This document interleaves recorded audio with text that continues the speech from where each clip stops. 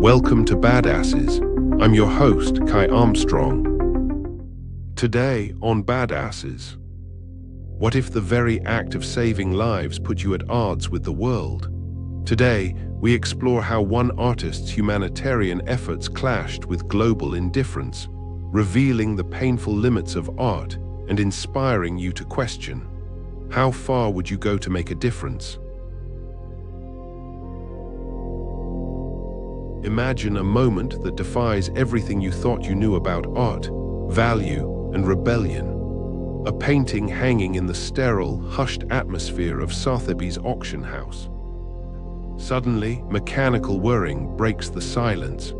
The canvas begins to shred itself, transforming before stunned onlookers from $1 million masterpiece into a statement that would echo around the world. This is Banksy, an artist who doesn't just create art, he detonates it.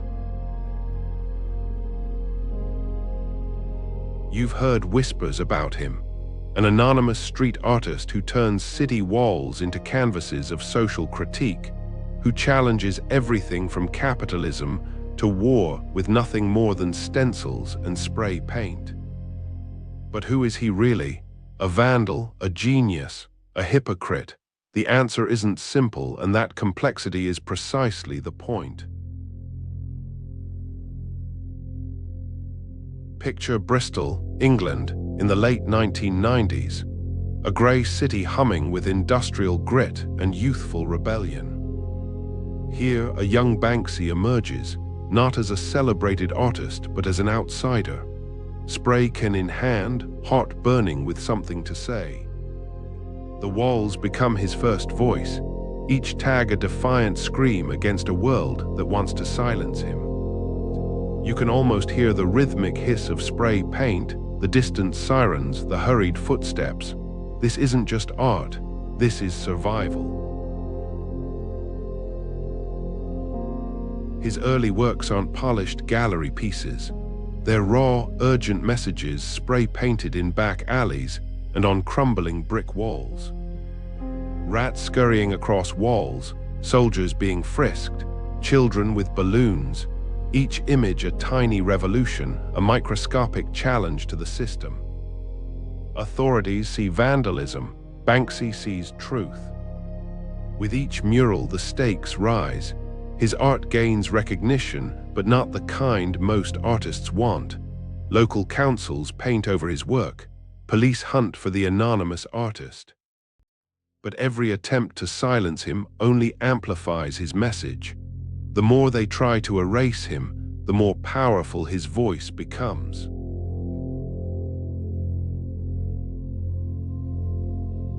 His decision to remain anonymous isn't a gimmick, it's a strategic choice. By hiding his identity, Banksy transforms from a person into a concept, a living, breathing critique of societal norms. Think about it. In a world obsessed with personal branding, here's an artist who becomes legendary by refusing to be known. His work speaks louder than any biography ever could. As his reputation grows, so does the audacity of his art. No longer confined to Bristol's narrow streets, Banksy's work begins appearing in cities worldwide. Each piece is a grenade of social commentary, sometimes hilarious, sometimes heartbreaking, always provocative. A little girl hugging a bomb, a protester throwing flowers instead of rocks, Mickey Mouse and Ronald McDonald dancing with a napalm-burned Vietnamese child. These aren't just images, they're indictments. Then comes Dismaland, a theme park that's less an art installation and more a surgical strike against consumer culture. Imagine Disneyland's saccharine fantasy, but twisted into a nightmare. Crumbling castles, ironic characters, a funhouse that reflects society's deepest, darkest hypocrisies. This isn't just art, this is warfare, cultural warfare. Banksy doesn't just critique the system, he builds alternative worlds that expose its fundamental brokenness. and millions pay attention. If you're enjoying Badasses, please like, subscribe, and scan the QR code for our free 7-day email course, The Mental Fortitude Challenge. Explode your confidence by channeling strategies from Roosevelt, Bruce Lee, and more. Now back to the episode. But here's where the story gets complicated. As Banksy's work fetches millions in auctions, a painful irony emerges. An artist who critiques capitalism becomes a capitalist commodity. Can a rebel truly exist within the system they're fighting? You can feel the internal conflict, the razor's edge he walks between authenticity and co-option. But Banksy isn't content with mere artistic rebellion. When the Mediterranean migrant crisis explodes, he funds the Louise Mitchell, a rescue ship dedicated to saving human lives.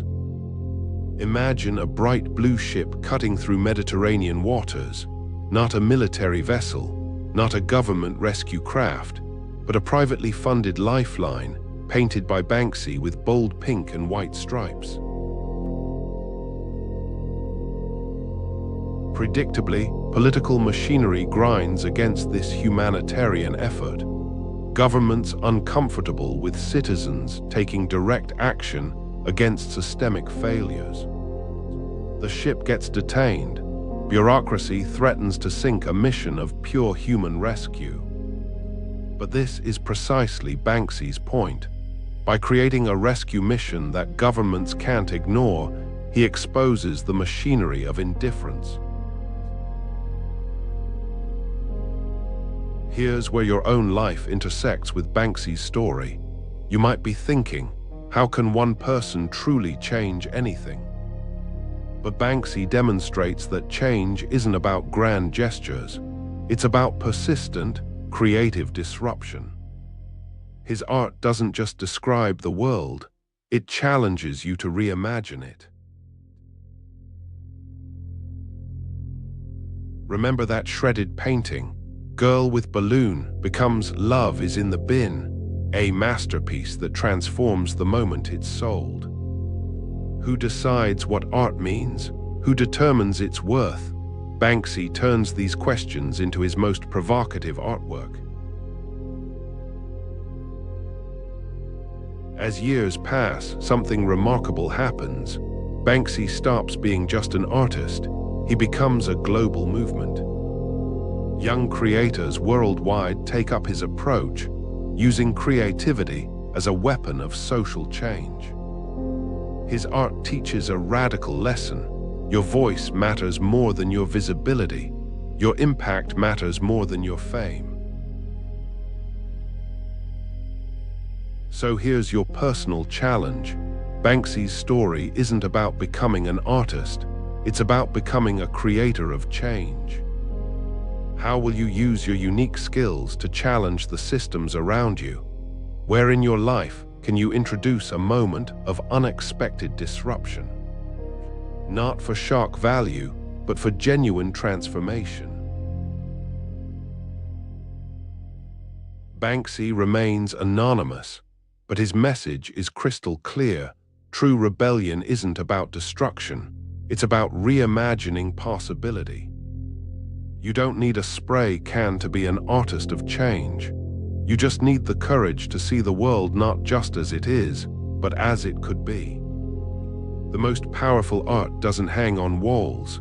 It lives in the actions that challenge, inspire, and ultimately change the world. Your move. On the next episode of Badasses, Banksy showed us art can be a Molotov cocktail thrown at the status quo, but what happens when that rebellious spirit evolves into a force for community empowerment? Imagine a young artist, not wielding spray paint on walls, but verses on a stage, transforming the gritty backdrop of Chicago into a canvas of hope and change.